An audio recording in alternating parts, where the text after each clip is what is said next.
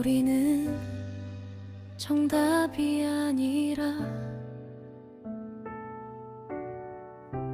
질문으로 시작해. 세상은 빠르게 돌아가, 정보는 넘쳐 흐르고, 누군가는 앞서가고 누군가는 잠시 멈춰서, 나는 잠깐 바라봤어.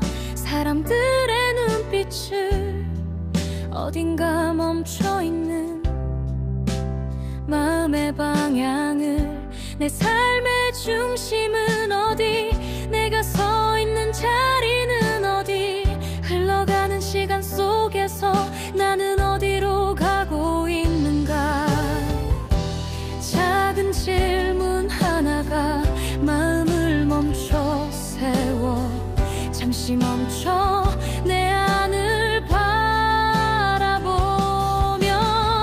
흩어져 있던 생각들이 조용히 빛이 나. 질문으로 여는 세상, 이야기가 시작돼. 너의 이야기,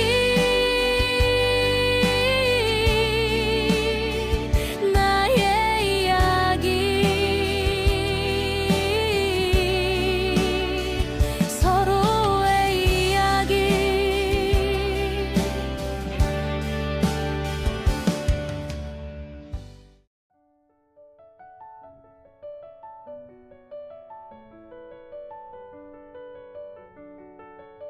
안녕하세요.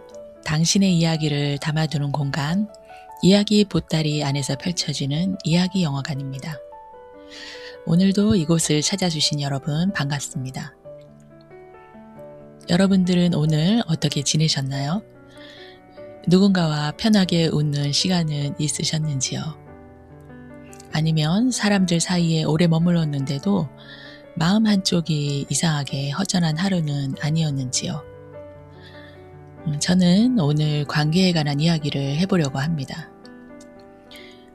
여러분들은 혹시 누군가를 만나고 집에 돌아왔는데 다툼도 없었고 아무 일도 없었는데 이상하게 마음이 무거운 날, 그 사람의 한 말을 다시 떠올리며 그 말의 뜻은 무엇이었을까? 내가 너무 예민하게 받아들이나? 며 생각했던 경험들, 또 반대로 어떤 만남은 많은 말을 하지 않았음에도 불구하고 굉장히 편안했던 경험. 커피 한잔하며 삶을 이야기했는데, 그래, 나도 해볼 수 있겠다는 생각이 들며 마음이 조금 단단해지는 경험. 이 차이는 어디서 오는 걸까요? 좋은 사람인지 나쁜 사람인지의 차이일까요? 아니면 그 관계 안에서 내가 어떤 모습으로 살아가고 있는지의 차이일까요? 오늘 이야기의 질문은 이것입니다. 그 사람을 만나고 난 뒤에 나는 괜찮은가요?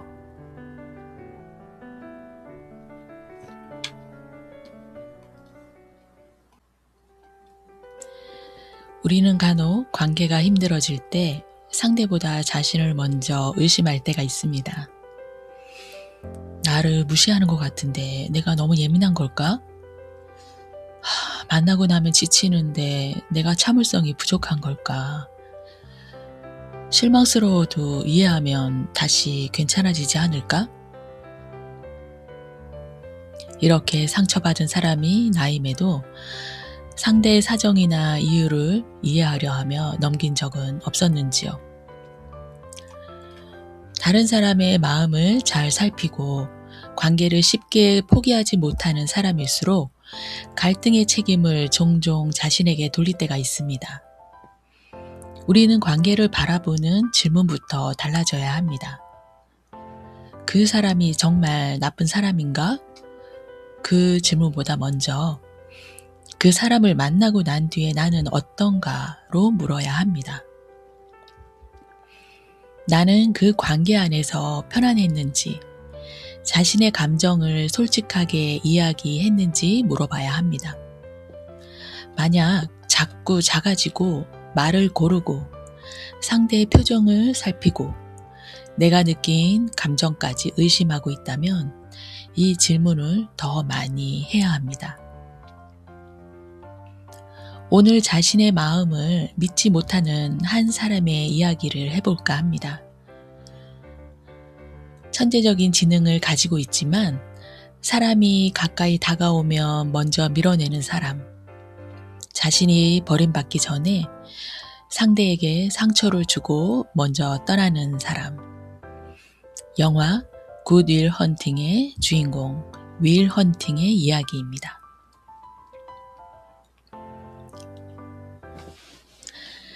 늦은 밤 학교 복도, 청소 도구 바퀴가 바닥을 구르는 소리, 칠판에 분필이 닿는 소리. 이곳은 미국 최고의 대학 중 하나인 MIT. 수많은 학생이 어려운 수학 문제를 풀기 위해 머리를 싸매는 곳입니다. 그 학교 복도에는 교수가 학생들에게 내놓은 난제가 적혀 있습니다. 며칠이 지나도 아무도 풀지 못한 문제입니다. 그런데 어느 늦은 밤, 한 청년이 복도를 청소하다 칠판 앞에 멈춰 섭니다. 학생도 아니고 연구원도 아니고 그 학교의 청소부입니다. 그는 잠시 문제를 바라보다 누군가에게 들킬까 주변을 살핀 뒤 칠판에 답을 적기 시작합니다. 답을 적는 손은 망설임이 없습니다. 다음 날 아침, 교수는 완벽하게 풀린 문제를 발견하지만 누가 풀었는지 아무도 모릅니다. 며칠 뒤 더 어려운 문제가 게시됩니다. 그리고 또다시 답이 나타납니다. 교수는 숨어서 기다립니다. 그러다 문제를 풀고 있는 청년을 발견합니다. 낡은 작업복을 입고 청소도구를 옆에 둔 사람, 바로 윌 헌팅입니다. 영화 인물 소개에서 윌은 미국 최고의 대학에서 바닥을 닦는 청소부이지만 그 누구보다 뛰어난 지성을 가진 인물로 묘사됩니다. 그러나 그는 자신의 삶을 살아가는 문제 앞에서는 번번이 실패합니다. 윌에게 있어 수학 문제는 어렵지 않습니다. 책을 한번 읽으면 내용을 거의 기억하고 역사와 경제, 법률에 관해서도 전문가를 당황하게 만들 만큼 해박합니다. 그런데 사람의 마음 앞에서는 다릅니다. 누군가가 다가오면 먼저 약점을 찾아내고 상대가 자신을 평가하기 전에 먼저 상대를 평가합니다. 상처받기 전에 비웃고 버림받기 전에 떠나고 사랑이 깊어지기 전에 관계를 깨트립니다. 왜 그랬을까요? 윌은 어린 시절 자신을 보호해줄 어른에게서 보호받지 못하고 많은 상처를 받았습니다. 그래서 그의 마음에는 한 가지 법칙이 생겼는지도 모릅니다. 사람을 믿으면 다친다. 누군가가 다정하게 다가오면 그 다정함을 의심하고 자신을 걱정해주면 그 안에 숨은 의도를 찾습니다. 그러면서도 사람을 원합니다. 친구들과 어울리고 사랑하고 싶고 누군가가 자신을 있는 그대로 알아봐 주기를 바랍니다. 하지만 가까워지는 순간 두려워집니다. 이 사람이 진짜 나를 알게 되면 떠날 거야. 그러니 차라리 내가 먼저 떠나버리는 게 나아. 윌은 폭력 사건으로 법정에 서게 되고 교수의 도움으로 감옥 대신 상담을 받는 조건을 얻습니다. 그러나 상담을 받으러 가서도 상담자들을 조롱하고 내쫓습니다. 상대가 한마디를 하면 그 사람의 학력과 이론을 꿰뚫어보고 공격합니다. 어떤 상담자는 화를 내며 나가고 어떤 상담자는 윌을 포기합니다. 그러다 윌은 숀 맥콰이어라는 상담자를 만납니다. 숀은 화려한 대학 교수도 아니고 사람을 압도하는 권위를 내세우지도 않습니다. 그의 상담실 벽에는 직접 그린 그림 한 점이 걸려 있습니다. 거친 바다 위를 떠가는 작은 배. 윌은 그 그림을 보며 숀의 마음속 상처를 알아차립니다. 그리고 처음 만난 사람에게 가장 아픈 곳을 공격합니다. 죽은 아내에 관한 이야기를 꺼내며 숀을 흔들어 놓습니다. 숀은 분노하지만 윌을 완전히 포기하진 않습니다.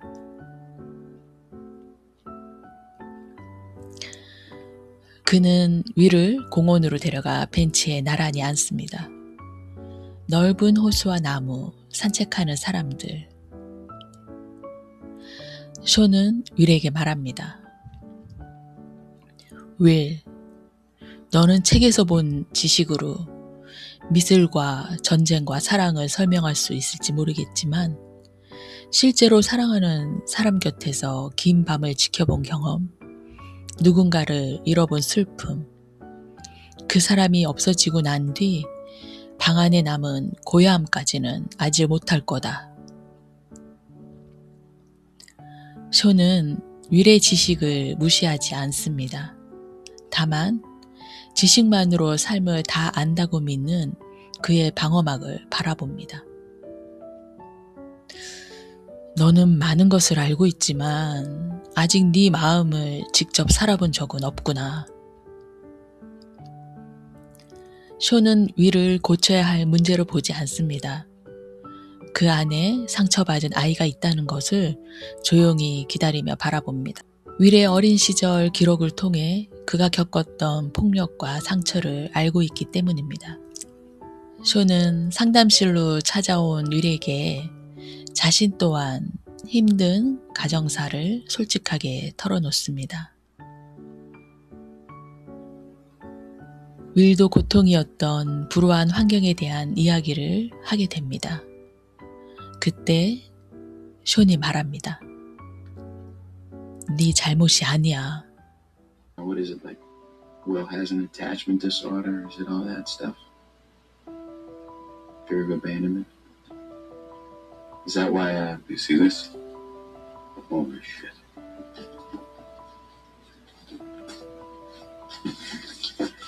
It's not your fault.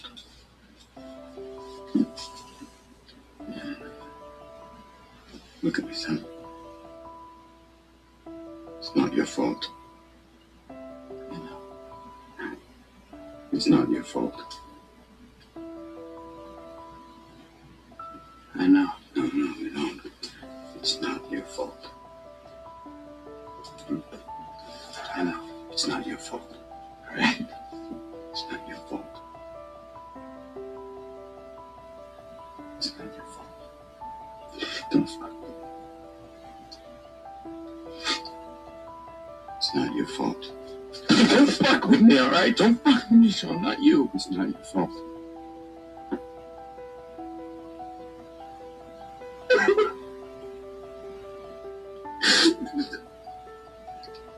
It's not your fault.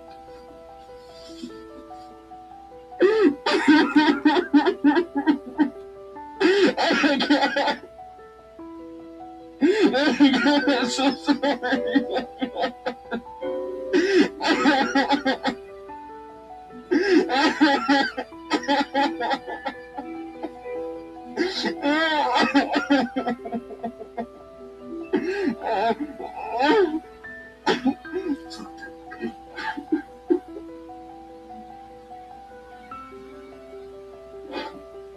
단단하게 잠겨있던 마음, 아이처럼 터져버린 울음.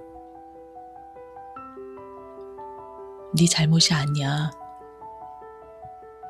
다 잊어버려. 숀은 윌의 인생을 해결해주거나 과거를 지워주지도 못합니다. 다만 윌이 혼자 짊어지고 있던 잘못된 책임을 내려놓을 수 있도록 안전한 자리를 내어줍니다. 좋은 관계란 상처가 없었던 것처럼 만들어주는 관계가 아닐지도 모릅니다. 상처를 숨기지 않아도 내가 버려지지 않았다는 경험을 주는 관계. 내가 무너져도 그 순간의 나를 부끄러워하지 않아도 되는 관계. 그리고 다시 일어날 때 내 선택을 대신하지 않는 관계입니다. 윌의 곁에는 매일 함께 어울리던 척키라는 친구가 있습니다. 척키는 한무적 재능도 없고 윌처럼 복잡한 책을 읽지도 않습니다. 하지만 누구보다 윌의 가능성을 정확하게 봅니다. 매일 아침 윌을 데리고 가고 함께 공장에서 일하고 저녁이면 맥주를 마시며 웃습니다. 그런데 어느 날 척키는 윌에게 뜻밖의 말을 합니다. 넌 내 오랜 친구니까 오해하지 말고 들어. 20년 후에도 나랑 같이 철거 일을 하고 있으면 내가 널 죽일 거야. 내가 가장 기다리는 순간이 뭔지 알아? 너희 집 문을 두드렸는데 네가 더 이상 그곳에 없는 날이야. 인사도 없이 설명도 없이 윌 너의 재능을 믿고 더 넓은 세상으로 떠난 날. 난 그날이 오면 서운하기보단 기쁠 것 같아. 척키는 윌을 사랑했지만 자신 곁에 붙잡아 두려고만 하지 않았습니다. 친구니까 계속 함께해야 한다 말하지 않습니다. 진정한 친구는 내 곁에서 함께해줘 라고만 말하는 사람이 아닐 수 있습니다. 때로는 너는 너의 길을 가야 해 라고 말해주는 사람이기도 합니다. 결국 윌은 안정적인 직장을 거절하고 사랑하는 사람을 만나기 위해 길을 떠납니다. 쇼는 윌에게 무엇을 선택하라고 강요하지도 않습니다. 척키도 자신의 곁에 남으라고 붙잡지 않습니다. 두 사람은 윌이 자신의 인생을 직접 선택할 수 있도록 도왔습니다. 이 영화 굿 윌 헌팅에서는 좋은 관계는 나를 붙잡아두는 관계가 아니라 내가 떠날 수 있을 만큼 단단해지도록 돕는 관계를 말하고 있습니다. 저에게도 관계의 기준을 다시 생각하게 만든 경험이 있습니다. 오래 머물고도 결국 떠나야 했고 힘든 시간을 함께 견디며 사람의 곁이 얼마나 든든할 수 있는지를 배웠습니다. 마음을 정리했지만 발걸음은 쉽게 떨어지지 않았습니다. 그동안 들인 정이 있었고 노력이 있었고 함께 보낸 시간이 있었습니다. 그래서 수없이 물었습니다. 내가 이걸 놓으면 후회하지 않을까? 여기까지 애썼는데 그냥 떠나는 것이 맞을까? 내가 충분히 이해하지 못한 거나 속단한 건 아닐까? 저는 관계의 소중함을 알았기에 그 속에서 긍정적 역할을 하였습니다. 조율하고 내가 좀 더 마음을 쓰더라도 그것이 좋았다면 만족해 했습니다. 하지만 조직에서의 관계란 쉽지만은 않았습니다. 어떤 관계는 약속과 기준을 바꾸면서도 제 노력을 당연하게 받아들였습니다. 지켜지지 않은 약속에 대해 설명해야 했고 약속으로 결정한 그 자리에서 애쓰고 있음을 증명해야 했습니다. 그럼에도 상대의 상황을 이해하며 당장의 현실에 최선을 다했습니다.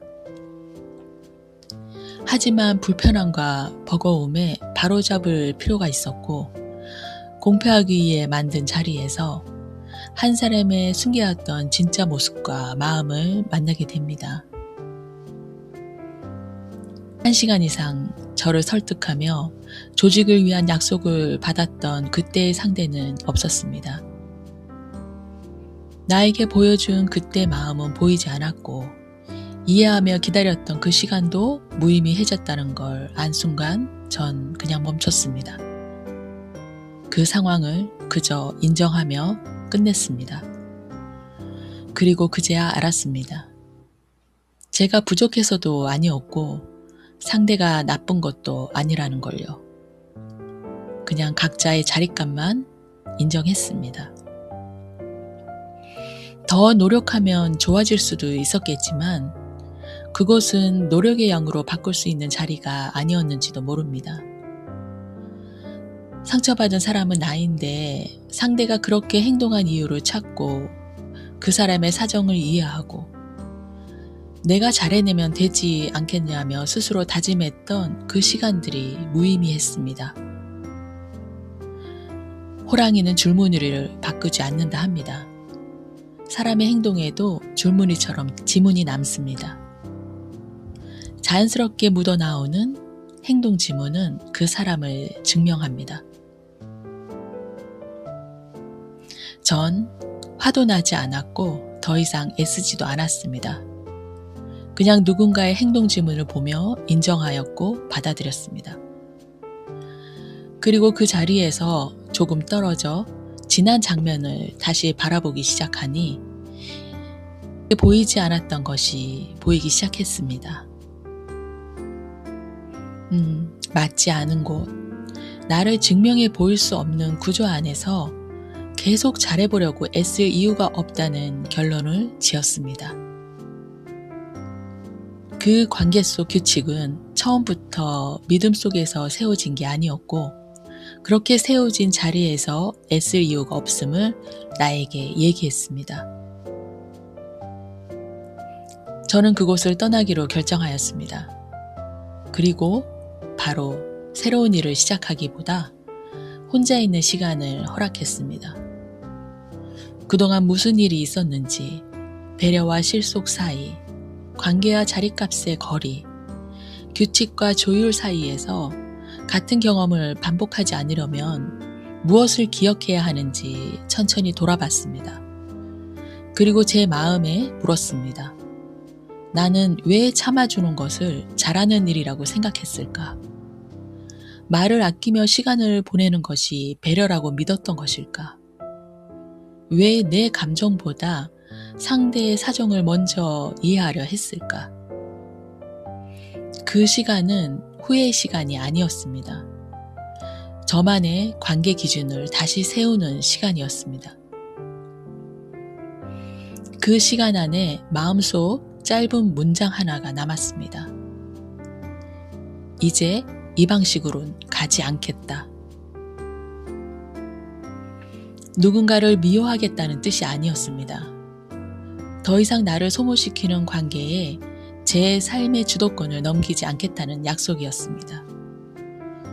나를 약하게 만드는 연결보다 나를 단단하게 만드는 연결을 선택하겠다는 선언이었습니다. 그 연결은 사람이 될 수도 있고 한 권의 책이나 새로운 배움, 이전과는 다른 공동체가 될 수도 있습니다. 중요한 것은 모든 일을 혼자 견디지 않는 것입니다. 그리고 나를 진심으로 지지해 줄 수 있는 나만의 동맹을 찾는 일이었습니다.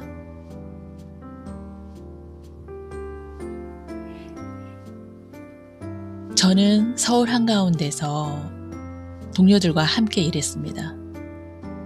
비록 내 스스로 한 결정으로 빠르게 그곳을 떠나게 되었지만 그곳은 내가 너무나 좋아한 곳이었고 나의 꿈을 이뤄준 곳이었고 따뜻한 곳이었음을 분명하게 기억합니다. 바쁘게 오전 일을 마치고 나면 함께 점심을 먹었습니다. 점심을 먹고 난 뒤에는 한 손에 커피를 들고 서울 거리를 걸었습니다. 어떤 날에는 업무 이야기를 했고 어떤 날에는 별것 아닌 이야기로 웃었습니다. 또 어떤 날에는 누구도 먼저 말하지 않았지만 각자의 표정만으로 오늘 하루가 만만치 않았다는 것을 알아차렸습니다. 성과가 생기면 누구의 공인지 따지기 전에 함께 기뻐했습니다. 갑작스러운 위기가 닥치면 누가 시키지 않아도 각자의 자리를 지켰습니다. 그곳에서 우리는 같은 방향을 바라보고 같은 긴장을 견디며 필요한 순간 서로의 등을 맡긴 전우에 가까웠습니다. 누군가는 제게 무대를 내어주었습니다. 이번에는 안 나가 해보면 좋겠어요. 그 말 한마디로 제가 가진 것을 펼쳐볼 자리를 만들어 주었습니다. 누군가는 제가 그 무대 위에서 흔들리지 않도록 뒤에서 단단히 받쳐주었습니다. 제가 열정에 앞서 너무 빨리 달려갈 때면 잠시 멈춰 세워주기도 했습니다. 잠깐만요. 우리가 놓치고 있는 것은 없는지 한번 보고 가요. 동료들은 무대를 내어주고 뒤를 받쳐주었으며 앞서가면 멈춰 세우며 다시 걸을 수 있도록 곁을 내어준 존재들로 남아 있습니다. 그렇다고 우리가 언제나 평온했던 것은 아닙니다. 같은 방향을 바라본다고 해서 모든 생각이 같을 수는 없었습니다. 각자가 감당할 수 있는 무게가 달랐고 이를 바라보는 속도도 달랐습니다. 성과에 대한 부담이 커질수록 불안과 조바심이 말투에 묻어날 때도 있었습니다. 또 의도하지 않는 말이 상대에게 상처가 되기도 했고 서로의 마음을 충분히 헤아리지 못한 채 각자의 자리로 돌아간 날도 있었습니다. 갈등이 없어서 좋은 관계가 아니라 갈등 속에서도 상대를 작게 만들지 않는 관계가 좋은 관계일 수 있습니다. 서로가 자신의 자리를 지키도록 도왔고 누군가 무너지려 할 때는 각자의 방식으로 함께 버텼습니다. 내가 잘못된 방향으로 갈 때도 무조건 괜찮다고 말해주는 사람은 어쩌면 나를 돕는 사람이 아닐 수 있습니다. 내가 다른 사람에게 기대어 서는 것이 아니라 내 두 발로 설 수 있도록 돕는 사람, 믿음을 저버리지 않는 사람, 그런 사람이 진짜 동료이고 제가 생각하는 전우였습니다. 떠나야 했던 관계 안에서 저는 증명하려 했지만 전우들과 함께한 관계에서는 굳이 나를 증명하려 애쓰지 않아도 제 자리를 가질 수 있었습니다. 한 관계에서는 상대의 상황을 이해하느라 말을 아끼며 필요 이상의 에너지를 소모하였지만 다른 관계에서는 생각이 달라도 제 목소리를 낼 수 있었습니다. 한 관계는 믿음과 안정의 방식으로 붙잡았고 또 어떤 관계는 자기 몫의 이상을 감당하면서 버텨야 했습니다. 함께 있을 때 조금 더 넓은 길을 걸을 수 있는 관계, 그 사람이 자신의 두 발로 설 때까지 조용히 곁을 지켜주는 관계라는 걸 저는 이제 압니다. 간혹 우리는 왜 힘든 관계라는 사실을 알면서도 쉽게 떠나지 못할까요? 두렵기 때문일 수도 있습니다. 불편한 관계라도 아무도 없는 것보다는 낫다고 느끼고 그 사람에게 꼭 필요한 존재라는 생각으로 관계를 붙잡기도 합니다. 하지만 때로는 내가 희생해야만 관계가 유지된다는 믿음이 그 안에 숨어 있을 수 있습니다. 공감은 상대의 짐을 함께 바라보는 것이지 그 짐을 전부 내 삶으로 옮겨오는 일이 아닙니다. 심리학에서도 해로운 관계는 단 한 번의 갈등이나 불편함이 아니라 조종과 통제, 지속적인 무시, 지지의 부족, 상대의 감각과 기억을 의심하게 만드는 행동 등이 반복되어 오면 삶의 만족과 안녕을 떨어뜨리는 관계의 패턴으로 설명됩니다. 여러분, 관계에도 볼륨이 있습니다. 하지만 모든 관계가 100에서 0으로 가야 하는 것은 아닙니다. 매번 바로 답하던 연락을 조금 늦게 확인할 수 있습니다. 매주 만나는 사람을 한 달에 한 번 만날 수 있습니다. 모든 고민을 들어주던 관계에서 내가 감당할 수 있을 만큼만 마음을 나누는 겁니다. 이렇게 볼륨을 맞춰야 합니다. 101, 102, 103, 105. 어떤 관계는 조금 더 키워야 합니다. 내 말을 존중해주고 내 가능성을 넓혀주고 만나고 나면 다시 살아갈 힘이 생기는 사람의 관계는 볼륨을 키워야 합니다. 설명하지 않아도 되는 영역을 내 안에 남겨두어야 합니다. 거리를 조절하는 목적은 멀리하는 것이 아닙니다. 내가 다시 숨을 쉴 수 있는 공간을 만드는 일입니다. 거리는 관계를 파괴하는 도구가 아니라 너무 가까워서 왜곡되었던 장면을 다시 바라보게 만드는 새로운 시선이 될 수 있습니다. 오늘 이야기를 들으며 떠오르는 사람이 혹시 있으신가요? 그 사람과 나 사이에 필요한 거리는 얼마인지 조용히 생각해 봐야 합니다. 바라봐야 합니다. 오늘도 질문 하나를 남기겠습니다. 그 사람을 만나고 난 뒤에 나는 어떤가요? 지금 나에게 필요한 적정 거리는 얼마인가요?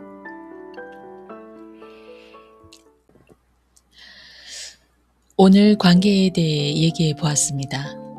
여러분들의 삶 안에는 어떤 관계들이 있는지 생각해 보는 시간이 되셨는지요? 사람은 사람 때문에 무너지기도 하지만 사람 때문에 다시 살아나기도 합니다. 누군가는 우리의 세계를 좁히고 누군가는 우리가 몰랐던 문을 열어줍니다.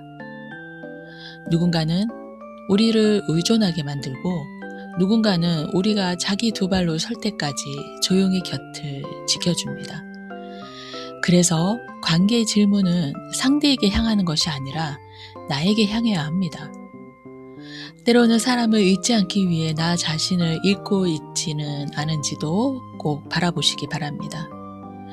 관계를 떠나는 것이 언제나 용기는 아닙니다. 또 남는 것이 언제나 의리도 아닙니다. 가까이 가야 할 때가 있고 한 걸음 물러나야 할 때도 있습니다. 중요한 거는 상대가 정한 거리가 아니라 내가 편하게 숨을 쉴 수 있는 거리를 스스로 선택하는 것입니다. 여러분, 존중하는 법을 아는 사람은 누군가의 희생으로 유지되는 관계를 더 이상 사랑이라고 부르지 않는다는 걸 기억하시기 바랍니다. 오늘 여러분들과 이야기를 나눴고 또 다음을 기약하겠습니다. 삶의 이야기를 이끄는 안나였습니다. 감사합니다.